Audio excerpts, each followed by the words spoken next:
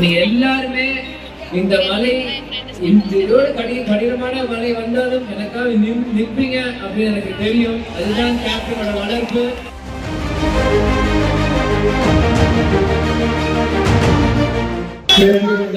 பெரியவர்களே, தாய்மார்களே, அன்பு கொண்ட சகோதர சகோதரிகளே, இளைஞர்களே, பொதுமக்களே மற்றும் என் ஊரின் அன்பு தமிழர்களே அனைவருக்கும் என் முதற்கண் வணக்கத்தை தெரிவித்துக் கொள்கிறேன்.